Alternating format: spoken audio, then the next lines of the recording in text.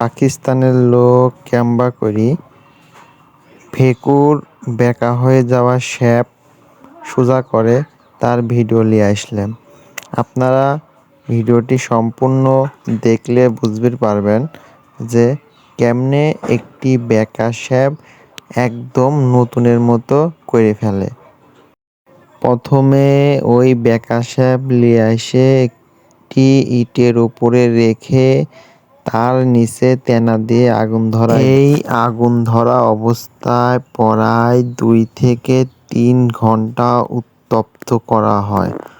উত্তপ্ত শ্যাপটিকে নিয়ে যাওয়া হয় হাইড্রোলিক প্রেসার মেশিনের নিচে।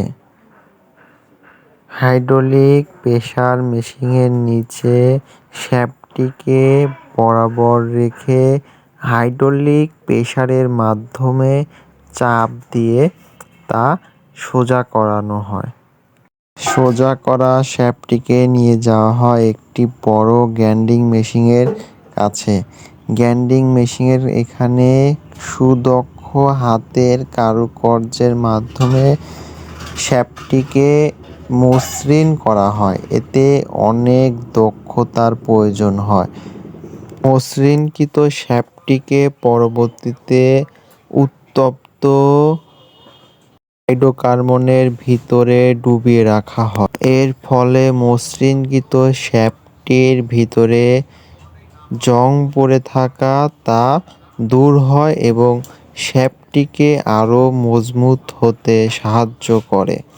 উত্তপ্ত অ্যাসিড থেকে শ্যাপটিকে তুলে নিয়ে আবারও মসৃণ করার জন্য গ্রাইন্ডিং মেশিনের কাছে নিয়ে যাওয়া হয়। এখানে লাস্ট আরেকটি বার মসৃণ করতে হয় সুদক্ষ হাতের কারুকার্যের মাধ্যমে।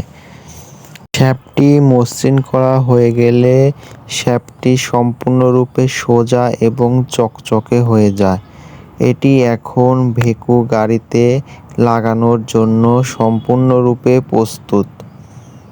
এরকমই ইনফরমেটিভ ভিডিও পেতে হলে আমাদের চ্যানেলটিকে সাবস্ক্রাইব করুন এবং ফেসবুক পেজ থেকে দেখলে পেজটিকে ফলো করে দিন।